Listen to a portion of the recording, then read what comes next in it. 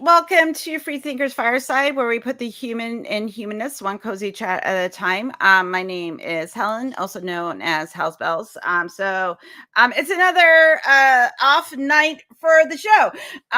Tonight, I have a couple of really awesome people that are putting on the Baja conference that I will not be at. Let's say hi to Jeff Brooks and Jason Freer.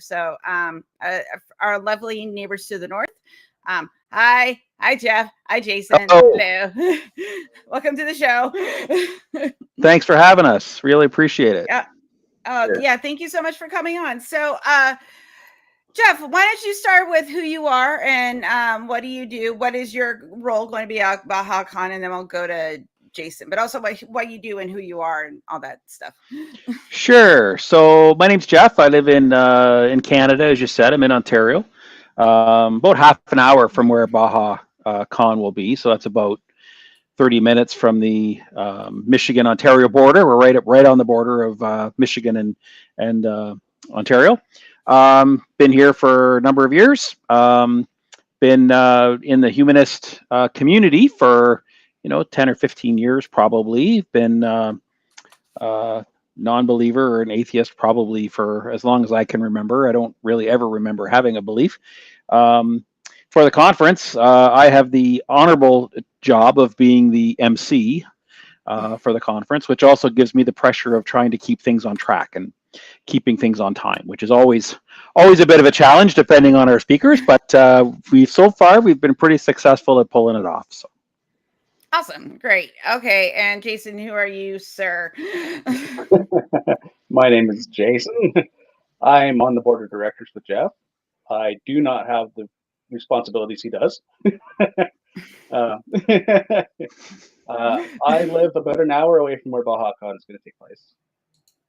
And you're not doing anything. You're just showing up.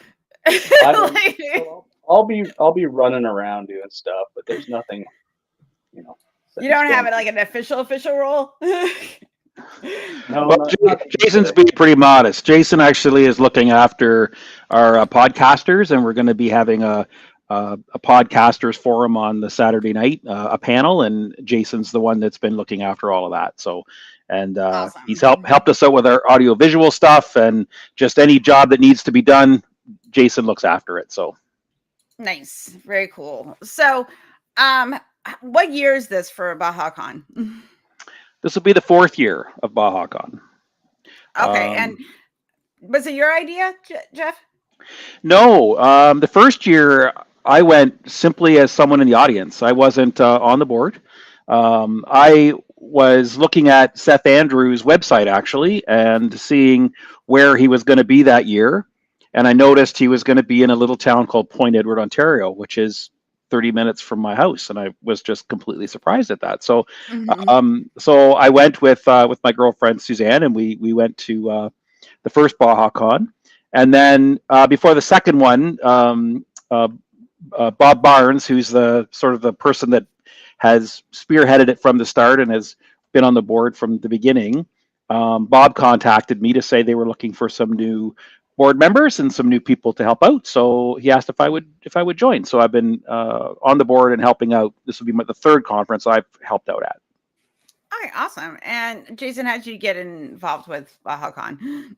I got involved. I've seen the group online, and I went to a breakfast meetup with the group, and then I went to another breakfast meetup and another breakfast meetup, and then last year's Bahacoon took place. So I went to that and kind of volunteered around there. And shortly after that was finished, I was invited onto the board. So I got to be involved that way. So that's okay. So how long you been now involved? This is your first year, second year? This is my second Bahacoon. Yeah. Okay. But first year, like actually doing shit. Yes. Yeah. Okay. Yeah. Got it. Officially doing shit. Jason's mistake last year was when we needed some things done, because of course we knew Jason from coming to the breakfasts. He offered to help us out, and once he offered to help us out, boom, you're on the board. That's how you get you. They volunteer you. That's how it all starts. So if I was going to go to Bahacoon, what would I expect if I was just attending as a guest? Sure. You would expect to have an amazing time. So I certainly hope so. our agenda goes something like this. So on the Friday night, registration's Friday. Friday evening, we have a VIP dinner for people that wish to attend the entire conference. That's a sit-down served dinner with the various options for your meal. Saturday morning, we get up for a nice breakfast. We have the start of our speakers on Saturday. We have a nice lunch, and then people are free to go off for dinner. We have, I think, 8 speakers on the Saturday. And then on the Sunday, we have another nice breakfast in the morning. Oh, sorry, Saturday night, we have an after party, which is where Jason is having the panel of podcasters. And we're also going to be having various board games. So people that wish to just hang around and be social and play board games, we're going to have lots of fun with that. And then, what's that, sorry? And card games. And card games, yes, and card games. And then on the Sunday, we have the breakfast. We have a couple more speakers. And then we all go down to a boat. We do a 3-hour tour up and down the St. Clair River, which is the river that divides Canada and the United States. All the speakers speakers all come on board. So if you want to talk to the speakers, they're always available throughout the conference. They're very approachable. But on the boat, they can't get away because there's without jumping overboard. So that's even better. That's right. And then, we have a nice little lunch with some sandwiches and drinks and stuff on the boat. And then and that closes out our weekend. So it's a lot of fun. It's a very social event. We really focus on community. We focus on conversation. We set it up so that we have round tables instead of sort of stadium seating, so people can have talk and make conversations and make friends around the table. And it's really a fun social event. So, who will be speaking at Bahacoon? I know it's on the website, but you can tell everybody anyway.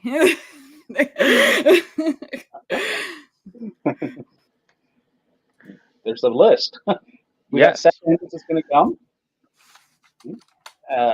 Erica Gutset-Gimmon is going to be there. Christopher DiCarlo. Abby Hafer. We also have Forrest Balkai. John Loftus. Dr. Anthony Pinn. Bill Zuckerman. Andrew White. And Jasmine Polk. So that's I recognize a good portion of those people. So yeah, we have a good number of speakers. And one thing we really try to do with our lineup is to have speakers from a variety of different areas. One thing we didn't want to have is a conference that just is a let's beat up on religion conference, because that gets tired and it's really not productive and it isn't really what we wanted. We wanted a conference where when you come and you leave, you feel like you've learned something. It's some education in it. We have people like Forrest and Erica that are very much science educators. Abby Hafer, who's written an excellent book about not so intelligent design. And of course, Seth Andrews. It doesn't matter what he talks about. It's always entertaining and engaging. Yeah. So we really do try to have a variety of topics and things for people to discuss and learn from. So what are you two personally looking forward to at this year? Hugs. Jason, you go first. I'm looking for hugs. The hugs community. I met so many people the last year. It's amazing. I just can't wait to see them all again. I think a lot of times when people are in religion and leave religion, there's a feeling of loss and a feeling that they've walked away from their community, because religion does provide a very strong sense of community. And I think it's important for people that are in that place to know that they still have a community, and Mhm. there's a community of humanists and free thinkers, and they're part of that. And I think it's a great opportunity for people to come and just spend time with people that are like-minded, and with like thoughts, and really feel like they belong there. I agree. Well, I found, because like I went to Free Flow in 2023, and like and plus like the work I did with recovering from religion, all of it is about the major thing is community. Mhm. Like you can deconstruct all you want, you can be critical of religion, you can educate yourself on science and critical thinking, and all those things are really great, but the human connection, I think, is the most important element, especially people that have left religion and are kind of seeking new friendships and new communities. So like these conferences are really important, not just to like see people that are educators and activists, but to like meet people, that you Mhm. can, there's no expectations, you can just kind of be yourself, and everybody's just there. It's like, hey, I just came here to listen to Erica talk about evolution to me for an hour, Yeah. and that type Yeah. of thing. So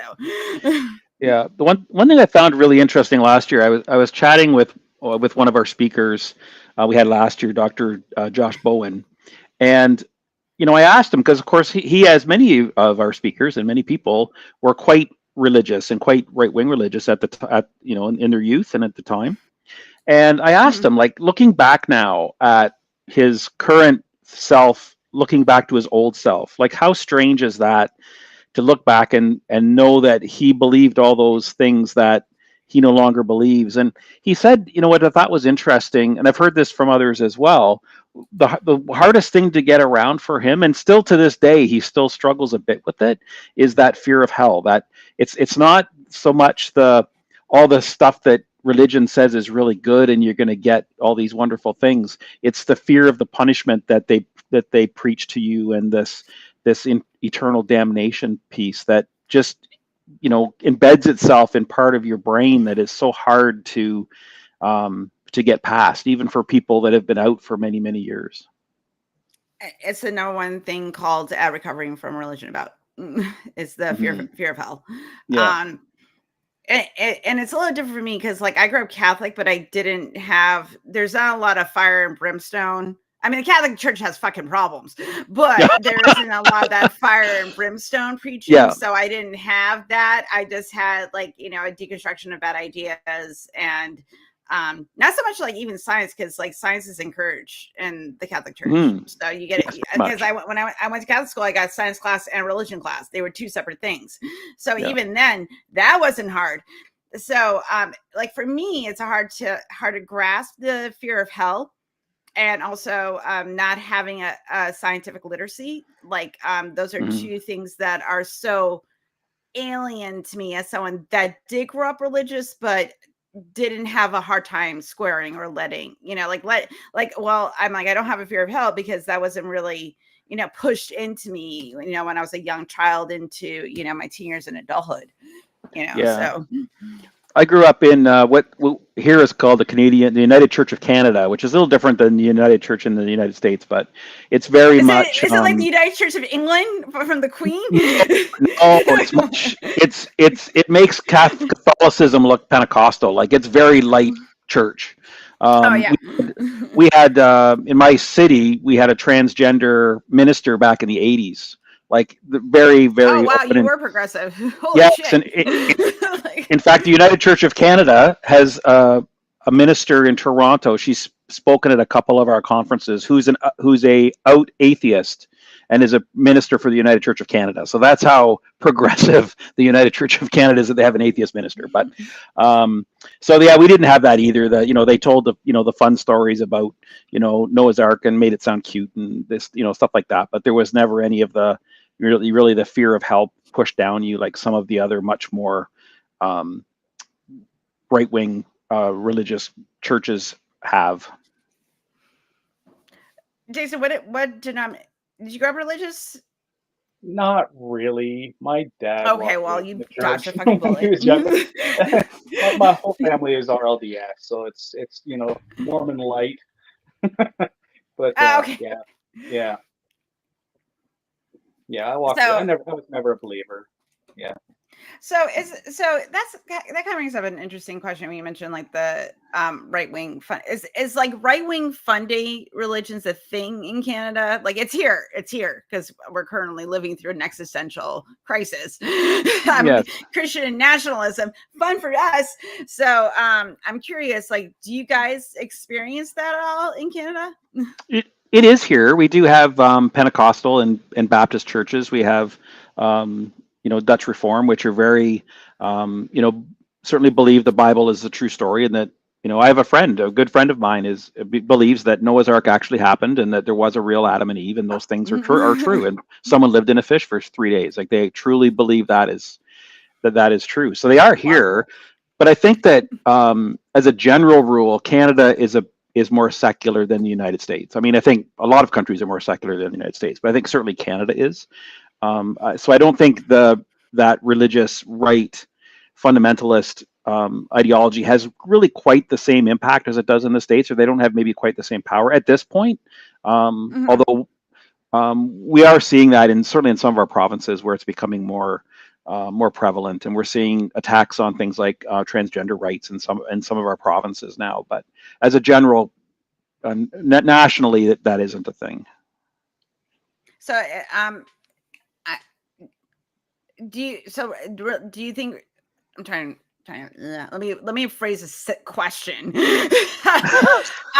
you get a lot of are any of the religious groups trying to like get their hands into politics, or is it kind of separate?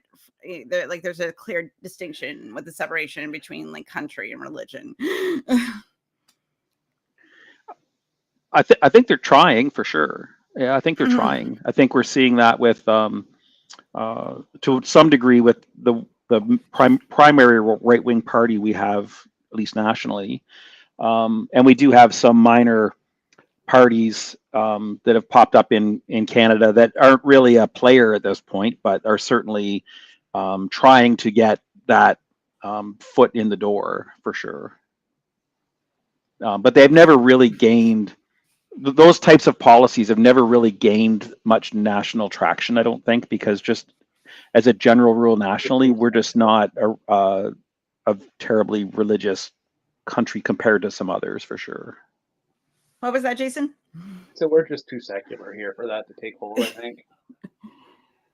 Yeah. Well, like you mentioned that they've been trying to get their foot in the door, but it's just not sticking. Here, like they've been playing the long game since the 50s and 60s, so it wasn't it's not like it wasn't like a hostile takeover. It was like a slow burn. Yeah. So I think that makes a big difference. Also, too, there is this sort of like American myth that we were found on Christian values, which is total bullshit. Yeah. Yes, the Puritans came here. Yes, we know that. But as far as us as a nation, these the people that came up from England were trying to escape the king. They didn't want to be under King George's rule anymore, under the Church of England's rule. So they were separatists, and I get that. Totally do.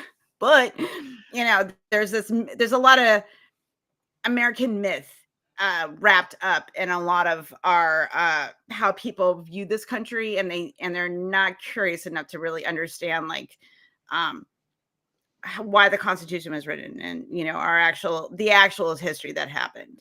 They just hear like, well, it was founded on Christian values. I'm like, no, it wasn't. It was like, that's why we have the Establishment Clause, guys. Like, yeah. In fact, if you read, U.S. history, and I'm sure Canadians know more U.S. history than Americans know Canadian history, but if you read U.S. history, the founding fathers were very clear that it was not a Christian nation, and that the goal was for it not to be that, and which is why you had the right to worship any religion or not worship any religion, and that was codified by the founding fathers of the United States. I mean, they're very clear about that, I'm surprised how many people think that In God We Trust has been on your money forever, and it hasn't been. It's No, only since been the what the 50s. been the 50s, yeah, 50s during the Red yeah, Scare. yeah, yeah. So yeah, definitely, and it wasn't in your Pledge of Allegiance originally either. Like so, No, um, it's all Red Scare propaganda. Those yes, things. So 100%. yeah, Yeah. which like what was fueled by the religious right. You know, Yes, yes. I read an article once, and the premise of it was: are people genetically predisposed to be Republican? And I read this article, the whole idea was the Republican Party, or certainly right wing parties in Canada as well as the United States. Here we call them conservatives, but they really focus on fear. It's like, gay marriage is going to ruin the family, and transgender people are going to destroy society, and immigrants are going to take your jobs and murder your children, and it's all based on fear. And this whole premise was, if you're predisposed to be paranoid, you're more likely to be right wing than left wing, because the whole premise of it is scaring people into it, right? Which I think there's probably some truth to that. We see it here as well in Yeah. Canada. We just had an election recently, and this past week, and very much one side is trying to push fear as the motivator. It's just very I there have been some brain studies of people that have a bigger amygdala tend to have more fear response and more anxiety response like in the brain than people that don't. This is just one thing they've noticed in people that tend to be more conservative and more religious. Correlation is not causation. This is, but Yeah. it tends to be like, hey, we noticed this with this, but there are plenty of people that don't have that amygdala, the larger amygdala part of their brain, that aren't fear-based people, or aren't conservative, aren't religious, but it tends to lean that way, which speaks a lot to a lot of this being nature, and then nurture kind of reinforcing that part of the those fear responses, which is, you have to be really cautious of if you give into fear all the time. There's healthy fear, and then there's the type of fear that is false emotions appearing real, where there is no actual threat, but you feel threatened, and instead of I'm actually afraid that there might be like this evolution response, there might be tigers, in the brush, like looking at the distinction, like how to critically think through your fear. And I think that a lot of people have a that skill, especially if you grow up religious, because your religion is based on fear. So Yeah, for sure. So what so when the board decided to do this conference, what was kind of, from your understanding, like what kind of inspired them to actually start a conference in Ontario, where they wanted Canadians come, get all us great Americans to go up there and talk about stuff. I think how it kind of started was Bob, who's sort of the guy that's president right now of Baja, who's 85 years old and is still going strong. He has been to a number. He's been to a number of conferences throughout Canada and the United States, and really, although he was always atheist, it really did help him get that sense of community and get to meet people and have very thought-provoking conversations.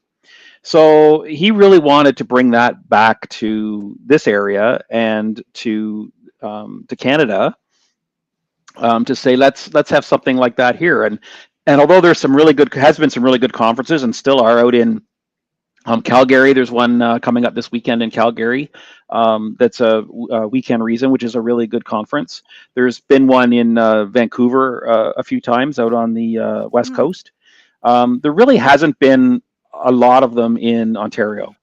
And we're kind of uniquely situated because we are right literally on the border. Like the hotel we're in is probably 500 meters. What's that? 1,500 feet from the U.S. border. Like we're literally right on the border. So for our friends in the United States to come up, it's really, really easy. The airport in Detroit is only about 45 minutes away, so it's really quick and easy to get to if you're flying in. And it's just been every year we've had a little bit more success, a little bit more success. So last year we had about 200 people. We're thinking we'll probably get around the same this year, maybe 250. But it's a nice size because it's small enough that you have opportunity to walk around and meet all the speakers and talk to all the people that you came to see. And the speakers at our conference, because of the size of it and because it is very personal, they're very approachable, and you can, run into Seth Andrews in the hallway and stand and have a conversation with him for 5 minutes. And him and like all the speakers, they just absolutely love talking to the people that come. So it's really nice that way. So I wouldn't want it to get too big to where we lose that. I think it needs to be kept in that kind of cozy 200, 250 area, just so people have that opportunity to mingle and make friends and talk to the people they want to talk to and that kind of thing. So yeah, that was when I've been to like Free Flow, and when we did like excursion for RFR, like the smaller tends to work better, especially like because like also too, like what we do is very niche. There's yes, there's a lot of people that are looking for this, but also at the same time, like it's not the same as like going to like a music festival for the weekend, right? It's a very different thing, but a lot of people, because a lot of us that are like content creators and things like that, like this is a niche thing we're doing. This is like, we're not doing movie reviews, we're having conversations, like talking to people that are activists and scientists and people that are trying to make the world a little bit better through skepticism. And I think that is something that is very unique for our community, where a lot of people, may not find that interesting, and that's fine. Like, I'm just saying that, like, it tends to be people that have left religion, or they're atheists that just are like, I don't really want religion to infect people's lives. So yeah, no, I agree 100%. Yeah, that's absolutely true. So what benefit? So you guys did, you did a conference last year, Jason. What was like some of your most like memorable moments from the one you did last year, other than being voluntold to do shit? It was my first year there, so I was in awe. Like, to see the people that I've been following for years up on stage speaking and being able to talk to them, it was amazing. Like, I couldn't even describe it. Yeah, and just the people, so many friendly people. Yeah, family now. Right. Nice. Okay, cool. I think that was very simple. That's a great answer. So yeah, it's nice to be in a room of people that just are friendly and want to chat, right? And they're not coming with an ulterior motive or trying to sell you something. Like, everyone's just there to have a good time and to have a conversation and to agree or disagree. They're happy to have. You can have very easily disagreements with people, and it's never a bad thing. So. Yes, I was.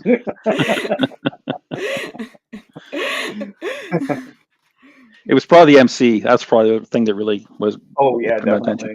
Yeah. Were you MCing, Jeff? Were you? I was. This had been my third year as MC. So the problem is we have a lot of the same people coming back this year. So far, about half of the people, or a little more than half, that have registered so far are returning people, which means I can't use the same jokes. I gotta space at least. Yeah, at least, I gotta go at least 2 or 3 years. I figure memory span after 2 or 3 years, I could probably bring some back, and people will think, "Oh, I thought I heard that once before, but won't know from where." But yeah, I'll need some new material for this year. So. Oh, yeah, the trials and tribulations of being MC. My heart bleeds for you. Yeah, there's only so many new jokes out there. He's a very good MC.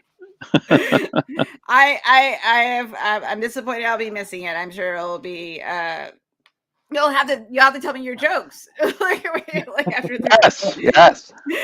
I'm not even sure what they are yet. Sometimes I don't even know till I get up there, and they just kind of come to me. But we'll see. We'll see how it goes. Oh, I didn't ask you. Yeah, when is the conference? So the conference is August 8th to 10th this summer. So the Friday to the Sunday, and it's at the 4 Point Sheridan, which is. We market it as Sarnia, Ontario, but if you look it up, it probably says Point Edward. So Point Edward is this small town that's sort of right next to Sarnia, but they're very, very adamant that they're not Sarnia. They're Point Edward. So, and technically the hotel is in Point Edward, but if there's only 4 points in the area, you'll have no problem finding it. So, and if you go to our website, there's a link there. We have a special room rate that you can get your room at. So for the conference, so you can save a few bucks on the room if you stay at the 4 Points. There's also some other nice hotels around. There's like a Hampton and a Holiday Inn and stuff that are just up the street. And if you're taking your chances, there's a casino that's a short walk away. So you can Saturday night, if you don't want to partake in the podcast event, you can go down and lose some money there. I have never won money. What else are you gonna do? Exactly. Are you gonna listen to the content creators play board games, or are you gonna go lose money? Yeah, we'll be doing some golf. We'll be doing some card games too, but I suspect the stakes won't be quite as high at Bahacoon as they will be down the street at the casino. You bet like dimes. Yeah. Can't be pennies anymore because both Canada and now the United States have gotten rid of pennies. So we got rid of them first. But like I actually was okay with that. I was like, yes. Pennies are fucking stupid.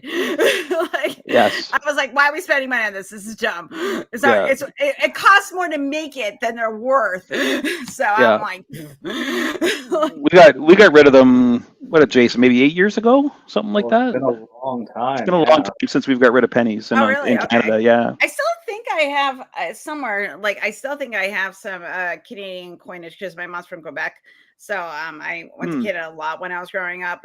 So I have some floating. I think I have some floating around. I'm pretty sure I do.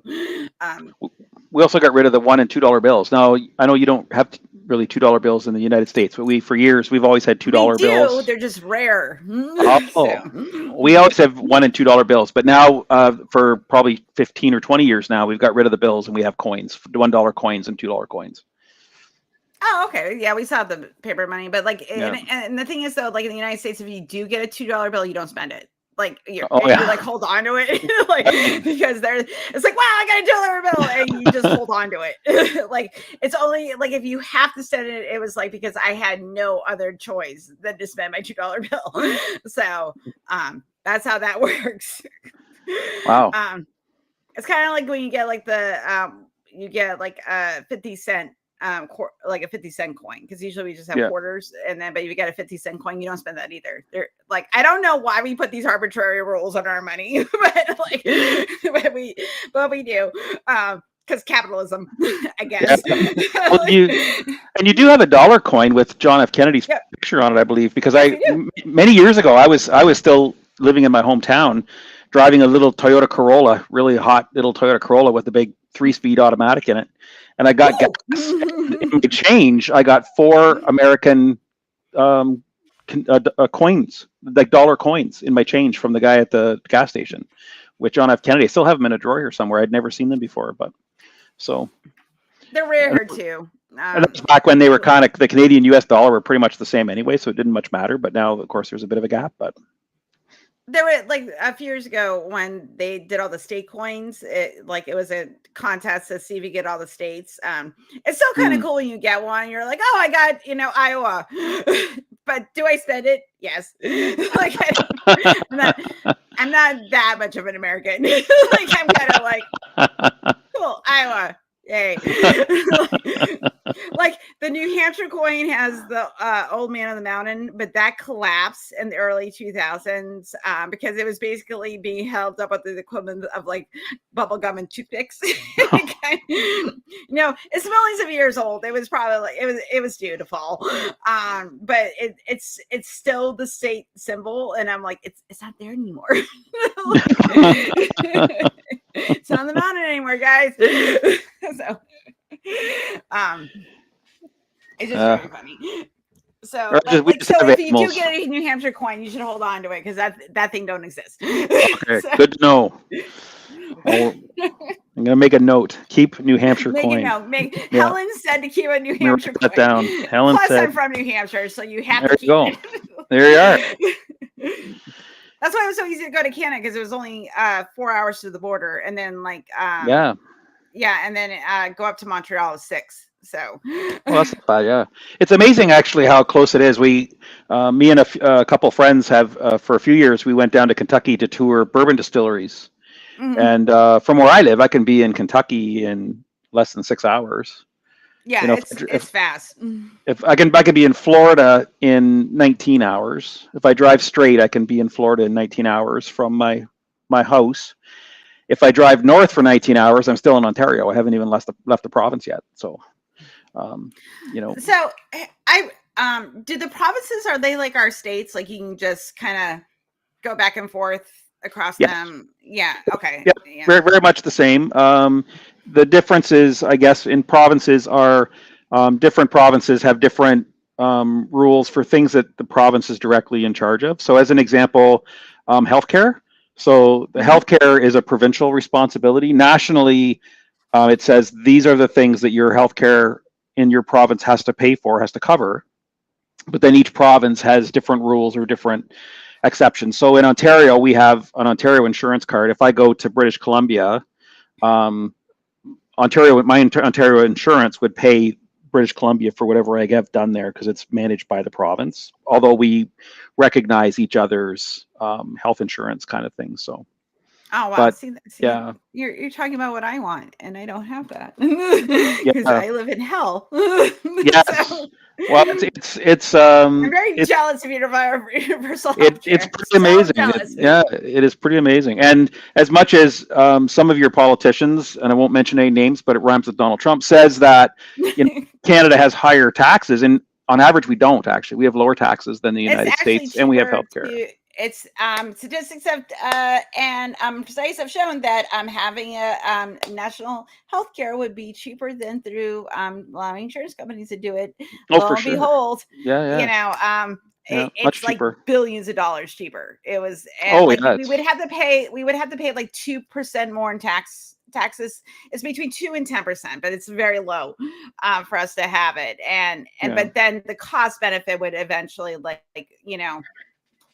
be more beneficial, it will pay for itself eventually, and then it's like, well, okay, well, why were you doing that? Because we do it already with Social Security for now, until we get rid of that because we can't have nice things. And the upside to that is Canadians have a longer life expectancy, so it does, as far as health goes, it pays for itself. So my mother a number of years ago had to have surgery, open heart surgery. So she had 2 artificial valves put in. She had a 3rd valve repaired. She had a hole repaired, and she had a double bypass done. And I have absolutely no idea what that would cost. Like there was no cost. That's the house. Yeah, house. It would be. We would have had to decide whether we let her, have the surgery or whether we just say goodbye, like that, And that's not a decision you should have to make in a modern country. Like it just doesn't make sense, right? When I had a major health crisis back in 2012. That was in the hospital for a month, and I was under my husband's insurance, and we had like supplemental insurance, and it's still like when I got out, it still cost us over like another additional $50,000. Wow. Yeah, it's not cheap. For example, since in the American healthcare system, the hospitals set the rates, and it varies by hospital. So, if you wanted like a couple Tylenol might cost $20 at my hospital. I found that out because you get itemized bills. 2 Tylenol, $20, guys. It's insane. But at another hospital, they may charge 5. It's up to the hospital. There is no, the hospital sets the rate. It is not done through any sort, and it's all arbitrary. Like, it's not, because like you can buy a whole bottle of, like, 100 Tylenol for $12 to $19. Yep. So yeah, it's crazy. It's all arbitrary. I worked in healthcare for a number of years, and we were purchasing some software for patient charting, and it was a company in the United States that had produced this software, and it was actually very good software. But the challenge they had was it was so much built around billing, and we didn't bill. So there was a big piece of it had to be kind of rewritten or shut off because it just wasn't something that was a big factor for us. Where in the software that they had developed, it was probably the biggest part of the software. Yeah, and that's the thing. If you don't have insurance, it like a lot of your billing is you have to pay for it, and that's why bankruptcy debt. The biggest thing people go bankrupt for in the United States is healthcare. Wow. Because it's astronomically expensive. It is insane. Like me and my husband have pretty good insurance, but also we're like I'm 48, he's 50, he's gonna be 55 in October. We're in pretty good health. But as we get older, it's one of those things that I need to go get my hormone levels checked next month, and I'm going to probably have to be on some kind of natural hormone, which I don't know how much of my insurance is going to pay for that because they're expensive. This type of stuff is the stuff that you have to kind of think about. Like I have to budget, certain medications and things like that. But right now, somebody, Kennedy Junior person is kind of fucking with the healthcare system right now, and I'm not a fan of him right now either. I have problems. So, and this is the thing. Like I was thinking the other day, like a year ago, I was like, I just want universal healthcare and education. Like I was a simple girl with simple dreams. Now I'm sitting there going, like, remember Helen when you were concerned about wanting healthcare and education? Oh, you sweet summer child. Oh no. What happened? Come to Canada. Come to Canada. We'll take care of you. We got both. I can get my dual citizenship. My mom is still a Canadian citizen. So well, there you go. Yeah. Yeah. It's going to take a couple of years, but I can get it. I'm like, but it's cold. That's all I think. Some days that's true. Don't tell me that. I've been on the St. Lawrence River during Carnival in January. Don't tell me the winters aren't bad. We don't get that cold here. Clear memories. Jason and I are in the banana belt of Canada. We're in southwestern Ontario, so we're about the same latitude as northern California. So we get snow in the winter, but you're in that tepid, like rainforest kind of. Yeah, it's not terrible usually. But although I do have my best friend growing up, actually, his father was the minister at my church. He's in Florida now. He's a librarian in Florida, and yes, he's been there 25 years, and now he struggles with the cold. He's lost his Canadian feeling for. I've been in here 20 years, and my brother passed away in 2017 and 2018. It was somewhere around there. And I'm a good sister. I remember my brother passed away. Anyway, I flew up. So the funeral was in November, and it's that raw, wet. It's not snow, but it's a little too warm for snow, but it's just gross. And I'm at the funeral, and my nephew at the time was like this big football player, and I was like cuddling up next to him because I was so cold, and when I was like, you seemed like you were really sad, I was like, I was just freezing. I was just I'm like, hold me, I'm freezing. It is too cold for me. Sorry. That's the only thing. Like, Yeah. I'm always like, I could move to Canada. It's a lot. I'm like, I get a universal high school. I can smoke all the weed I want. It'd be great. But then there's another part of me that I'm like, it's fucking cold. A little bit. Well, in the wintertime, I keep my apartment at 15 degrees Celsius. What's that, Jason? About 60 degrees Fahrenheit? 60. Yeah. Something like that. So I'd like it keep it pretty cool in here, but only because my apartment isn't big enough to have a wine fridge, and I like my red wine around 15 degrees. So I like to keep my whole apartment at 15 degrees, and then my wine is perfect. So This is about 70. I like my wine. So, because I don't drink white wine. I just haven't. This is my thing. I found out I'm very bougie when it comes to white wine. Like the stuff like red wine. I can I'm used to like a variety, and that. But like if you don't get a good white wine, everything tastes like vinegar. So I'm usually disappointed. But then I've had some really expensive bougie white wines that I'm like, oh, this is actually pretty fucking good. I'm like that. yeah, I hear you. I'm pretty much red wine as well. I'm just sitting here and I got my wine rack next to me. I have about 106 bottles sitting in my wine rack. So most of them are red, and I got some. I have to have some ice wines because I'm Canadian. So I have about 16 different ice wines waiting to be drank. But What's an ice wine? oh, you've never had ice wine. So I've never had ice wine, so you have to educate me. Yeah, so ice wine was I'll give you the short version, but it was accidentally discovered in Germany back in like the 1800s when they tried to pick a crop late, and when they pressed it, it came out really super sweet and weird to them. Canada's the biggest producer of ice wine now. So what they do is they wait until the grapes have to be frozen on the vine. So they leave certain grapes on the vine.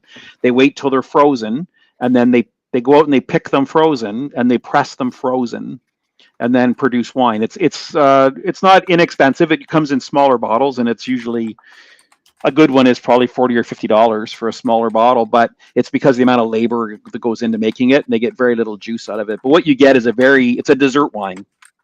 It's very sweet. It's like on the sugar level, it's probably 25. So it's very high. It's higher than a late harvest for sure.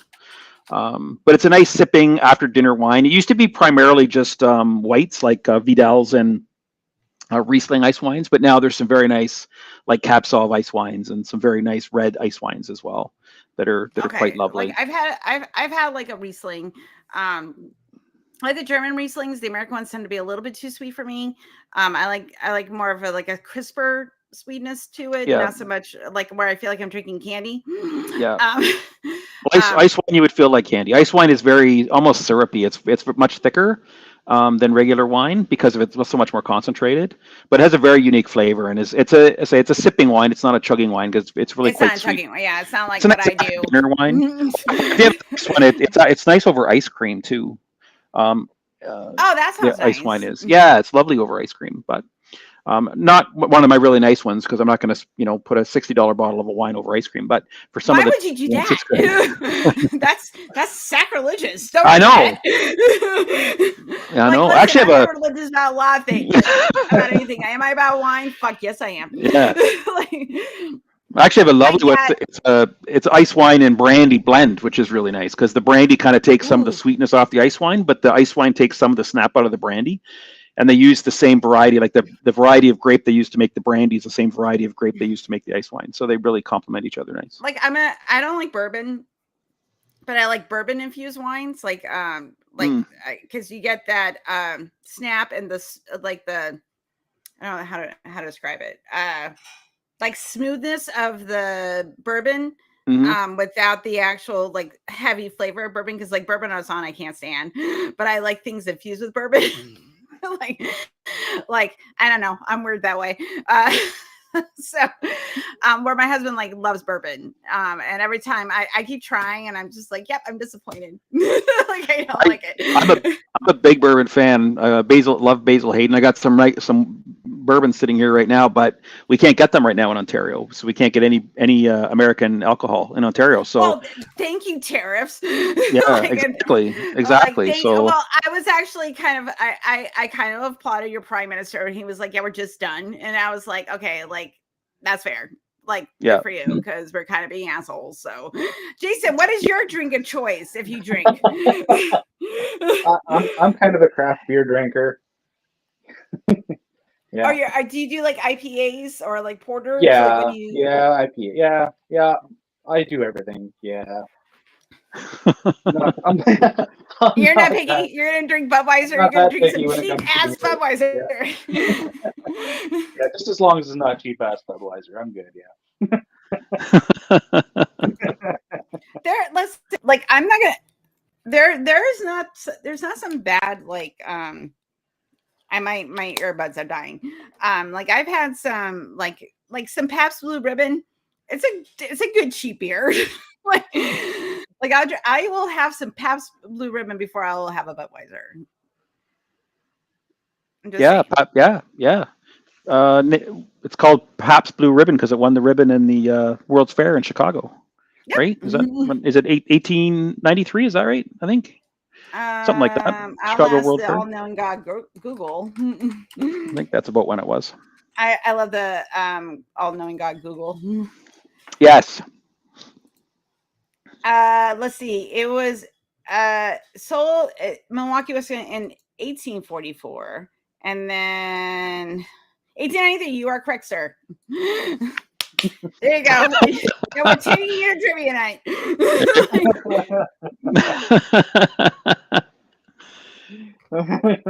It's really funny. When we were at Free Flow, Andrew Seidel did trivia night. Oh yeah. And he was like, he was really funny. He goes, I know all of you are going to check me on this if I get any of this wrong.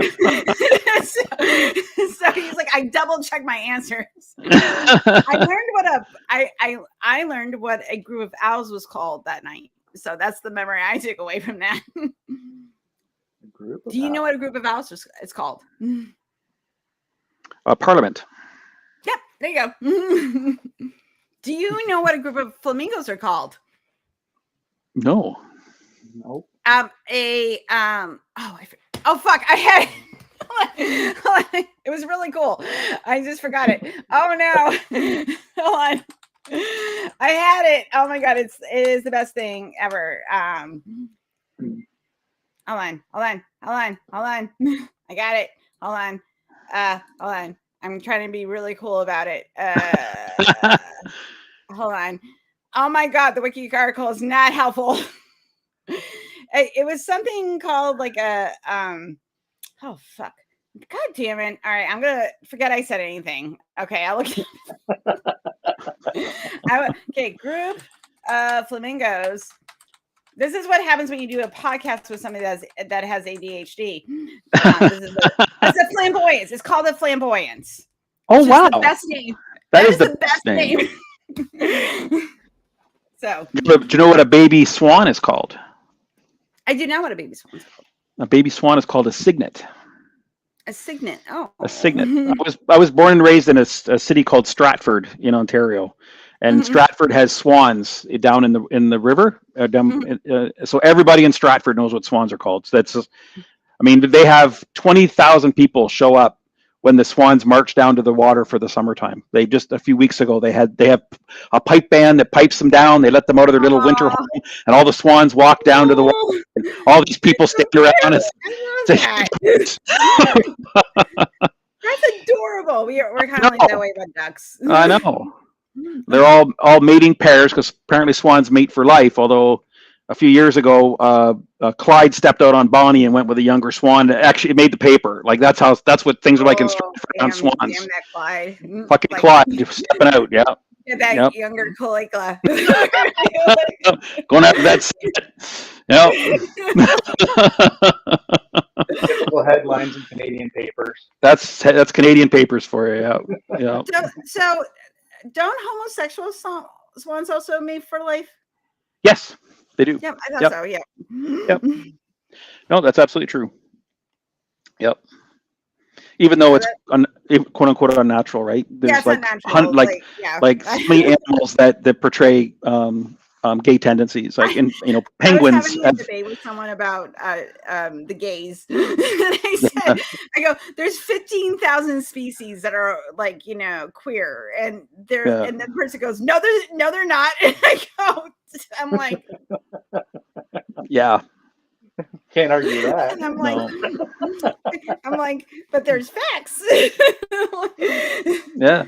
I heard someone. 1500, not 15,000, 1,500, or I I think don't I know, saw, some kind of astronomical number. I don't I think know. I think I saw on Facebook, and for your listeners that are younger, Facebook is what old people use to talk to each other. That's what we use. Like, Yeah. that's all There was someone had said, what does your country call gay marriage? And some Canadian wrote back and said, we'd call it marriage, because yeah. unless you're a hockey team, we don't care what team you're on. We really don't. Well, like it's funny because I don't refer to like my like if someone says, like, if I'm talking about my friend and I said and there happened to be a man, I said their husband.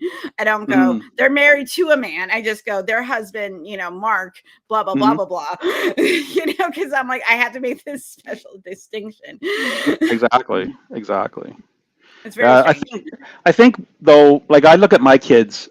My son's 23, my daughter's 25, and they look at this kind of thing like it doesn't make sense to them. Like they don't understand like why people think that the rights should be different for people that are gay. Like they just don't. It just doesn't make sense to them. It's like a few years ago, I took my son to the Henry Ford Museum in Detroit, and they have the Rosa Parks bus.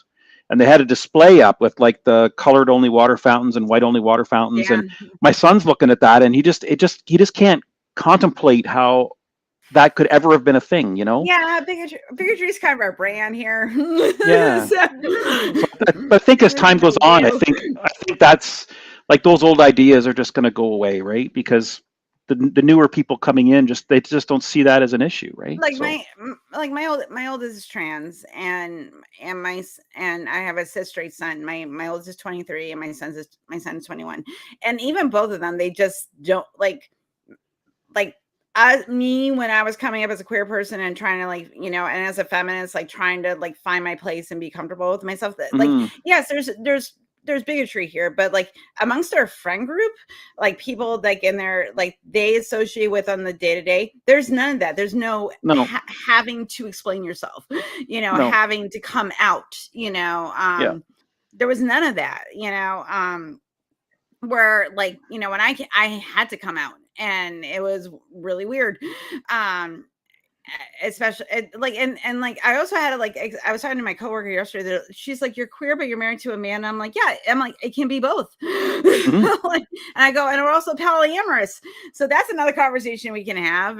But she understood that part. But right. And then I had a conversation where gender is not your sexual orientation, and I had to have another conversation about that. And it's and to me, like, because I've been in this pool for so long, like I'm used to, and also I'm in the atheist progressive community.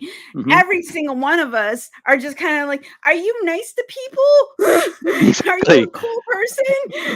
Fine. Everything else doesn't matter.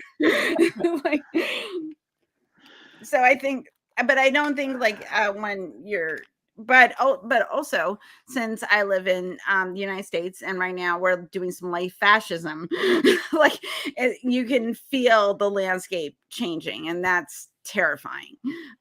Yes. Yeah, because when you understand how like fascism goes after women and LGBTQ people and immigrants first, and then eventually it trickles down to everybody else. Yes. And yes, it's scary. I live in hell. Yeah, I feel for you. It's pretty scary. I don't understand the controversy. Like right now, the thing that I guess makes me the most sad, and maybe angry is a better word, is the attack on transgender rights. Because, like historically, if people were to open up a book and read, it's nothing new. Like there's nothing new here. No, we've had trans people since people be people. Yeah, and I mean the indigenous communities throughout the United States and Canada, a lot of them recognize 5 or 6 different genders, like always had, right? It's not having more than 2 genders is not an abnormal thing. It's not an invention that's happened in the last few years. It's been going on for thousands of years in different cultures. So I just, don't like, and why do you because it's not care? really a thing. No, exactly. Because No. I went through this past year like a huge gender deconstruction thing, and I'm Yeah. more of a she they, like I present cis, Mm-hmm. because that's what culturally I'm comfortable with and Mm-hmm. psychologically. But I realize it's just a performance. Like I like my Yes. like it is just a thing. Like if I wanted to, I could completely change my appearance and still be a she. Mm-hmm. 100%. Yeah. Yeah. It's It's like race, just right? arbitrary rules that we've put on people, Yeah. and all of us over here that are like genderqueer or whatever, just don't be an asshole. Like you can, I don't care Yeah. how you express yourself, just don't be a dick, and don't Yeah. tell me I can't have rights. Exactly. It's like race. I mean, race isn't a real Yeah. thing either, right? Like it doesn't really exist. It's just something I we don't made know. up. I mean, I have lighter skin and I have a different hair Yeah. texture. So obviously, I'm better than other people. Exactly. Exactly. Yeah. Exactly. Exactly. That works. Yeah. Yeah. Well, I think that like, and this is the thing. Like, me and Cynthia were talking about last week. You can be an atheist and you can reject the idea of gods, but that doesn't make you skeptical. Like if Yes. you and I think because like I thought when I entered this community that I found plenty of people that like think like me and shrug us systems and go, this is all a bunch of arbitrary bullshit, we just have to be kind to each other, we can do better as human beings. Cool, great. Also, no, there's plenty of like atheistic, racist, transphobic, homophobic, 100%. buttheads Yeah. Yeah. walking around. Oh And yeah. I'm just like you deconstructed the fact that there is no God.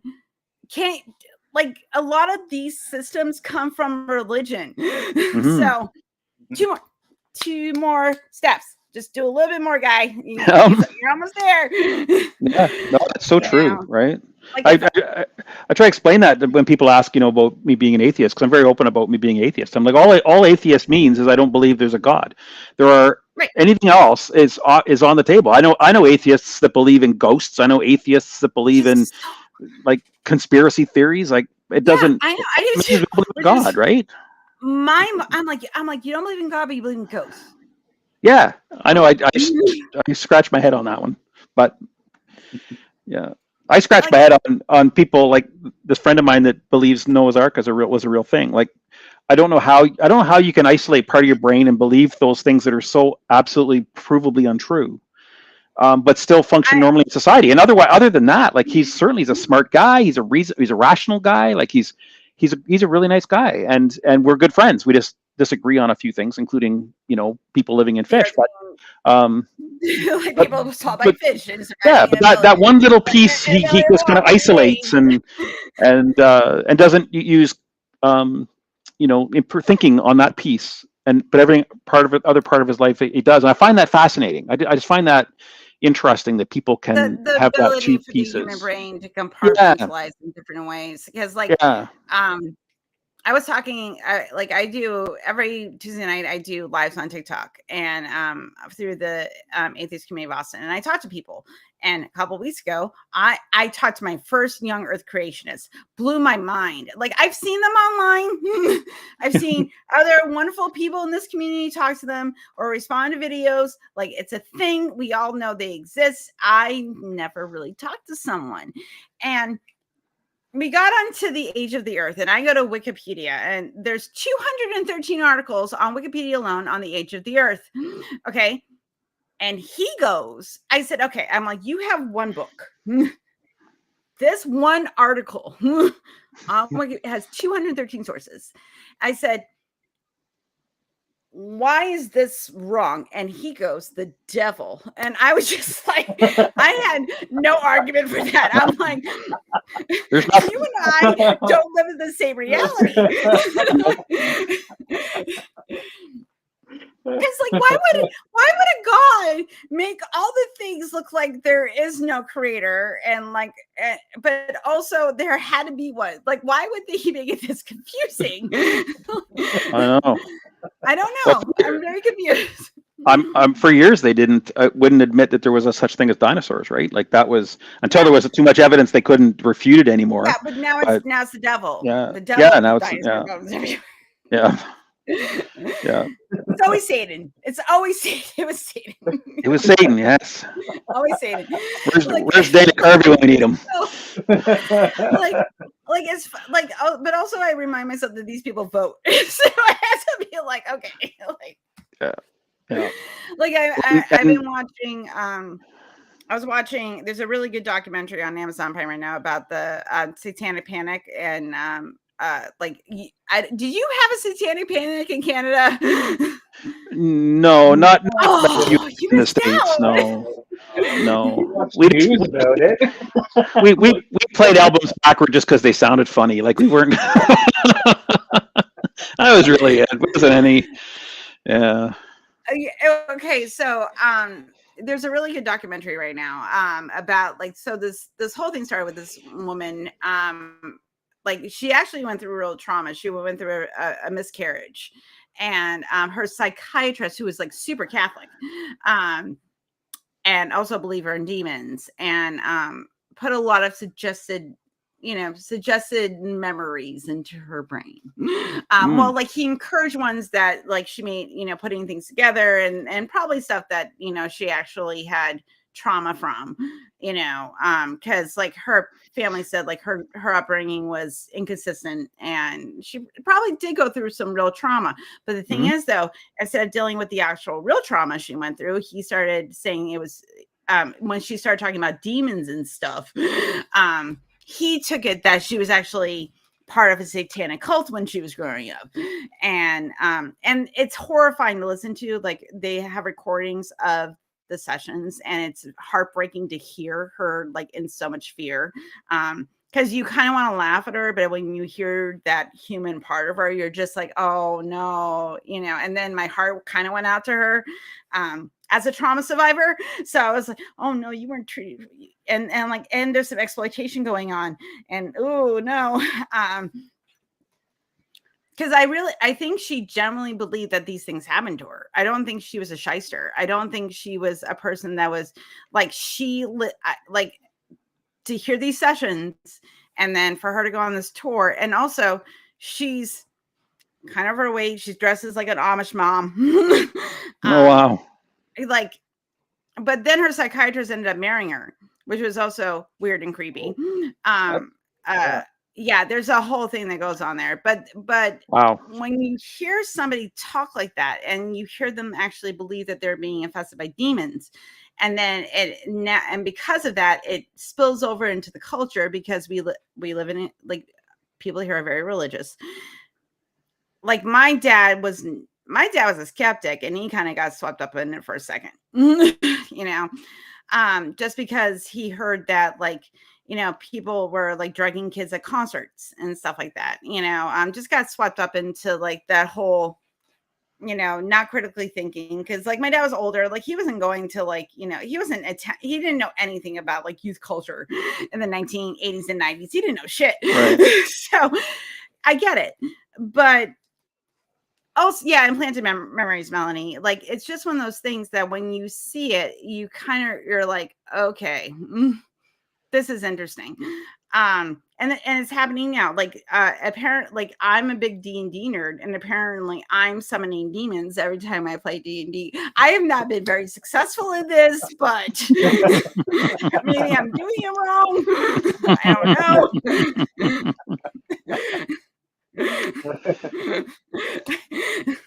I don't know.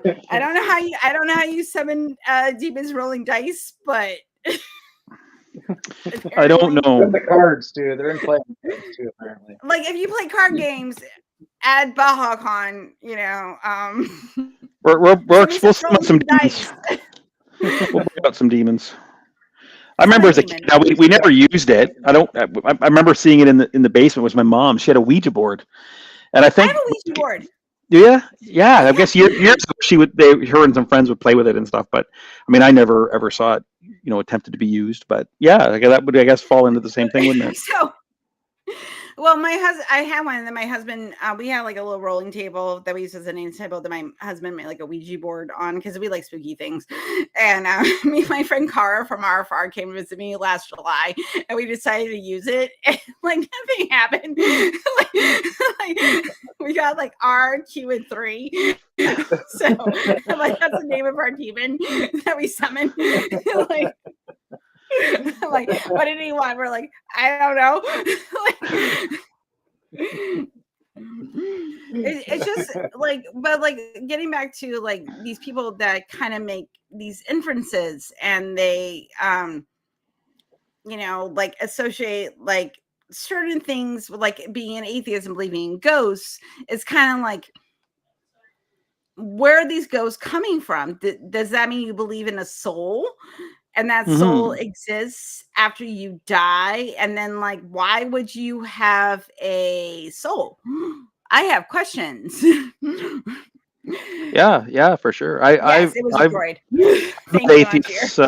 I've met atheists that believe in reincarnation. They don't believe there's a God, but they believe that they just you reincarnate when I was back, a pagan, I kind of had that view, because I didn't believe in like gods, because I thought they were all archetypes, but part of like, I believe there was like a universal energy, and that energy would carry over into another life.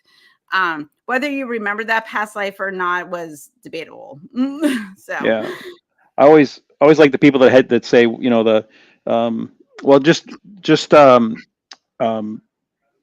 it's better to believe, because if you don't believe and you die and you get up to heaven and you're wrong, you're in trouble. I hate Pascal's wager. I'm like, yeah, but that's a stupid fucking argument, because what if you die and go to heaven and it's Odin? Now what do you do, right? Like there's a right. What if you go to Valhalla? God, like, what if you go to Mormon heaven? Exactly. Right? Do you get your planet? Yeah. What if it's a cow that says, "Hey, didn't you have steak last week?" And you're just screwed, right? Cow, or Bob the Wonder Toast, and you have Wonder Bread, and Bob the Wonder Toast is not happy. You just never know. I hate Pascal's wager. I really, really do. I had someone try to use that argument on me, and I was like, that's dumb, because one, I can't will myself into believing in something that I don't think is true. Like, That's right. I don't think God exists. So how can I will myself into a belief that I don't think exists? Exactly. Like, and if I pretend, like you're saying, your God isn't smart enough to figure that out, that I'm just making it up. Doesn't God know my true heart? That's right. So that doesn't make any sense. No. Like if you just think about this for 5 seconds. So like, no, Pascal was not a good philosopher. No, was not. He fails. No. And apparently he was a mathematician. Like, he was a very smart person. Like he was very intelligent, but also believed bullshit. That's the whole thing about, like, you can be very intelligent but also believe weird shit. Yeah, well, look at Ben Carson, right? Is a neurosurgeon that believes in creation. Me too, Melanie. Me too. Goals, Shire. That's where I'm gonna go. I'm gonna be a hobbit. I have the feet. I will have hairy feet to have eternal hobbiton. Thank you very much. And nobody's gonna judge me for my hairy feet. Stupid gender standards of clean feet. Don't make fun of my hobbit feet. Thank you very much. There you go. Rogaine foot bath coming your way. Hey, hold on. I want to say something. If you have hobbit feet, apparently you can climb up Mount Doom, which is a fucking volcano, and walk on obsidian and not cut your feet up. So don't be making fun of hobbit feet. Thank you. So judging people for hairy feet. I'm not a foot person, by the way. Not a fetish. I'm just pointing it out. So what did you talk about in your podcast today? We talked about hobbit feet. Yeah, we talked about hobbit feet. Yeah, hairy feet. Yeah, more to talk about. Good. Yeah. So okay, like I'm gonna be an adult now. Trying, because this is I have to run a podcast. So what are you both looking forward to Bahacoon this year? Jason, go first. You've been really quiet. You talk. I want to see all the people. That's All the people. I just love the people, the friends. Yeah, absolutely. It's all about the family, basically. It's the family atmosphere. Yeah, really looking forward to meeting people again. Yeah. Stole my answer. Oh well. Sorry, I know. Now you It's got to come up with something unique. I got Like your something joke. else. I know. I you know, I'm well, the speakers for sure, but I think that's just an obvious one. We have, 8 of the speakers we have this year. It's the first time having them at Baja, so we got a lot of new people. I'm really interested in getting to hear them and getting to meet them, which will be fun.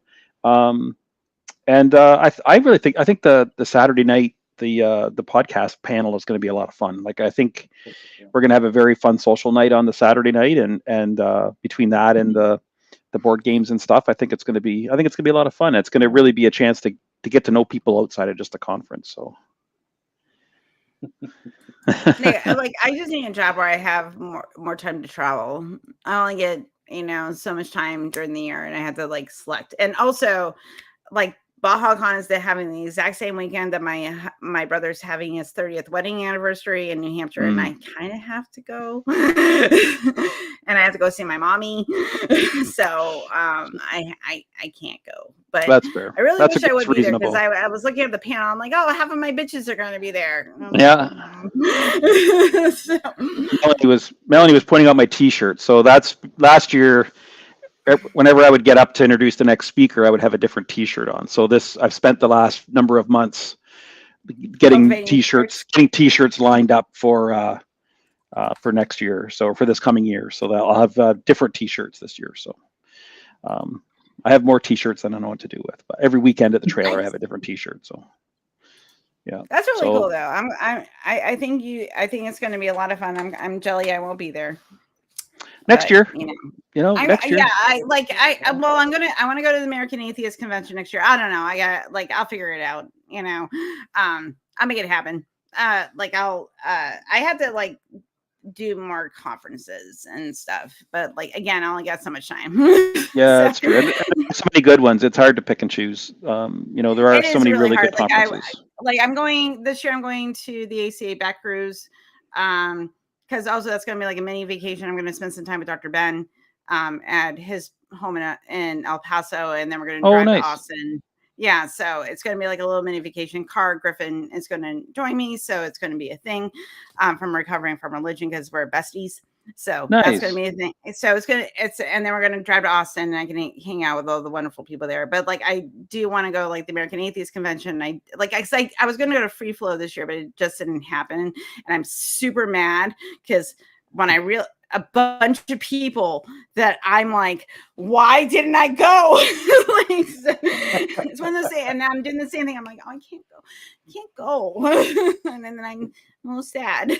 So, because it is about the people, not just my friends in this community, but also people that I just new people and making those connections and friends and, and going to the seeing speakers that you had, do presentations. I would love to hear Erica again, and I have met Forrest online, but I would like to meet him in person. Seth gives really good hugs. So me and Seth after we looked at our animal pictures together and hung out. It was very sweet. So a couple friends of mine, they've been coming the last couple of years to Baja, and Faith has a service dog, and as soon as she came in with her service dog, Maverick, Seth just didn't realize there was anyone else in the room. He just was just loving up the dog. Oh yeah, as soon as the dog shows up, he was away with the dog, so that was awesome. So they're going to be back this year. So if you like dogs, Maverick will be there, and he's our mascot now, I guess.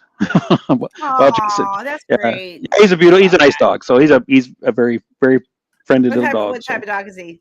I don't even know. I don't know if he's any type in particular, but he's kind of a medium-sized dog, but he pupper, adorable little pupper. That's all that matters. A little well-behaved service animal that just loves people and loves just being out and about. So And his Faith and Casey, the first Baja they came to, it was their honeymoon. They came for their honeymoon to Bahacoon. So nice. Yep. That's very cool. Yeah. Okay, so I'm trying to think of anything else to talk about, but I'm do you guys have anything else you want to talk about in the next 10 minutes? Well, I could tell you that right now our early bird tickets are on, so they're a bit cheaper. Okay. They started April 1st, and if you get an early bird ticket, you get a free Baja T-shirt. So it has the Baja Con on the front and has all the speakers listed on the back, and so that's kind of fun. And the other thing I would say is if you want to do the full experience and then enjoy the whole weekend, what's $100? It's like $84.59. That's pretty sweet.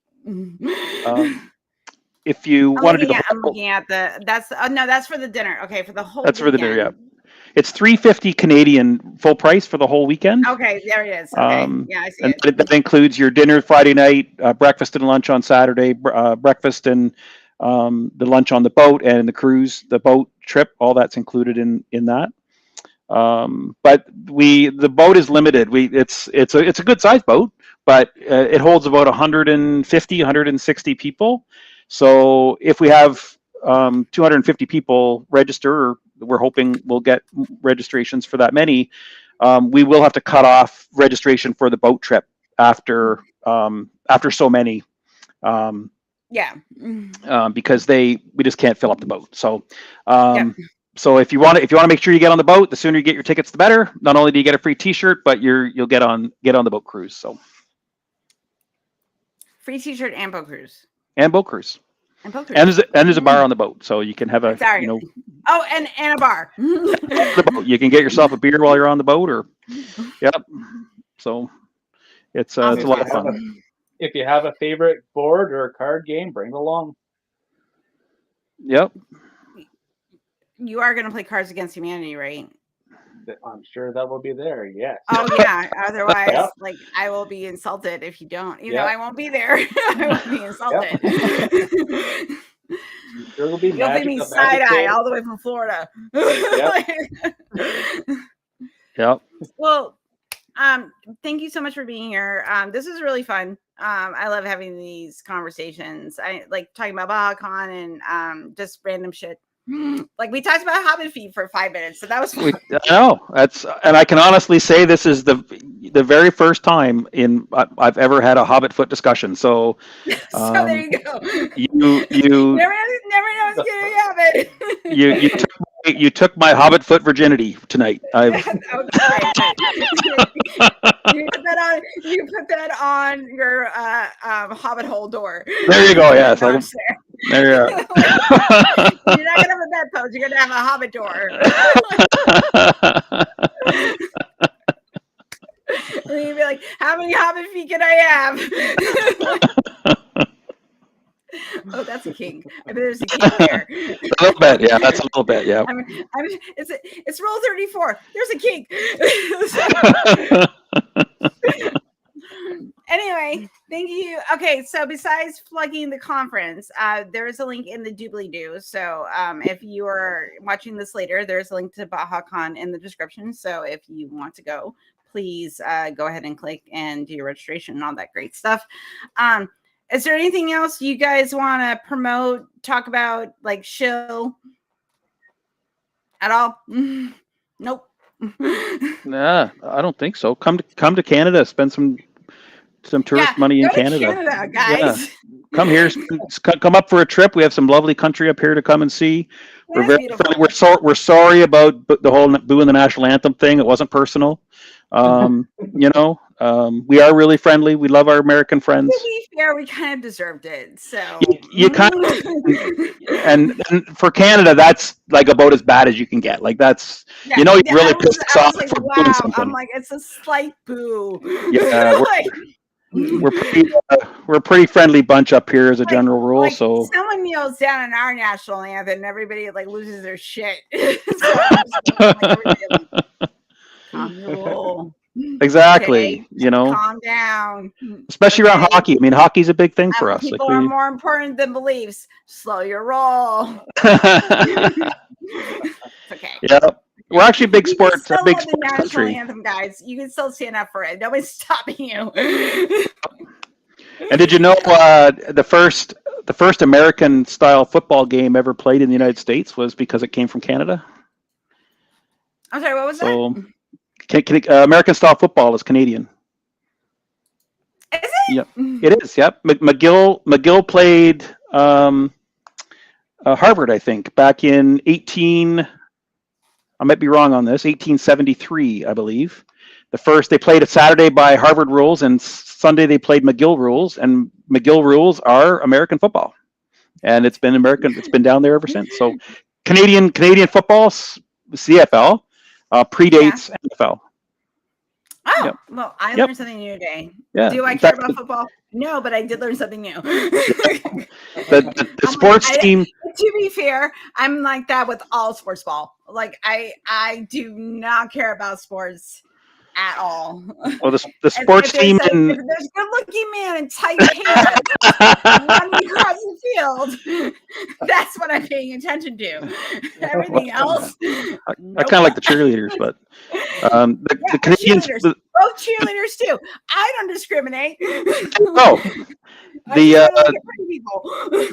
the North American sports team that's had the same name for the longest time is actually the Toronto Argonauts. Is the Toronto football team. They've been That's awesome. I like to say Argonauts the Argonauts. They've been the Argonauts since 1873.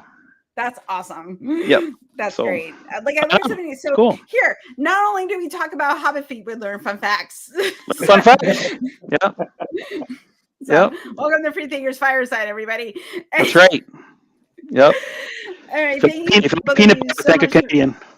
Yeah, thank you, Canadian. Hug your Canadian emotional Hug your Canadians. By the way, absolutely. I love my Canadian emotional support animal.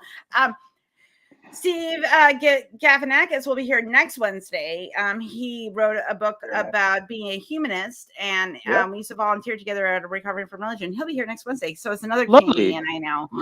Yes. So, yes. I do know Canadians.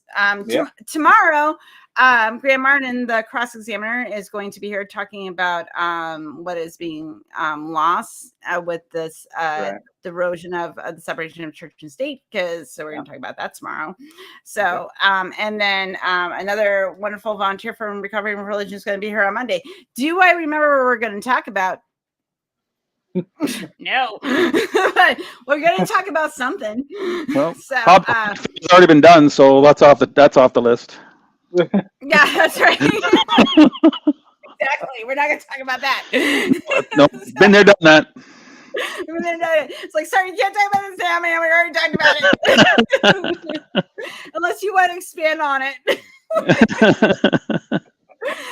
All right, thank you both so much for being here. I really hope the conference is really successful. I will eventually get my passport and make it up to Canada and hang out with all the wonderful Canadians. And I can remind myself that there are better places in the world where I live.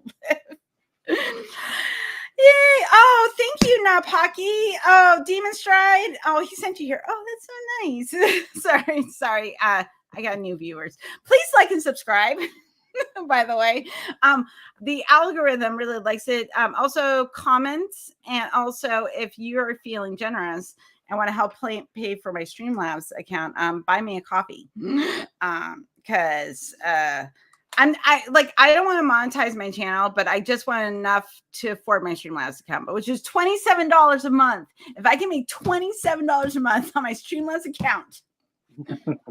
Yeah. So-called Mikey B is also going to be in my channel at some point. He's also in the comments, so in the chat. So that being a thing too. If you want to be on the show, email me here. Do that. Or if you think, or you know someone that should be on my channel, also email me. Like I said, tomorrow night, another show. This has been a busy week. I know too many people now that I have to have multiple shows. So it has become a thing, because I was like, I'll just do it on Thursdays. And then I was like, well, if I only do it on Thursdays, like people are going to be booked out till September. So, and I'm impatient. So So, Jason and Jeff, I really hope Bahacoon is a really great success. Thank you so much for being here and also being like really funny and like really great guests. So, thank you again. Please like and subscribe. Go register for Bahacoon. Do the thing. If you are here later, again, the link is in the doobly doo. Also, I'll put in the chat again, and you should just save it into your favorites and just register and go as a thing. Guys, do you want to say anything final? Any last words? Thank you so much for having us on. It's been great. Yeah, thanks so much. And I really encourage anyone that wants to come. We'll make sure you have a good time. Welcome to Canada. Yeah. Oh, and Jason, thank you for being a wonderful supporter of the channel. Channel. Thank you for being a supporter of the channel. All right, good night, everybody. Everybody have a really great rest of your week. Be kind, stay skeptical, give someone a compliment, and I will see y'all here tomorrow. Bye. Bye-bye.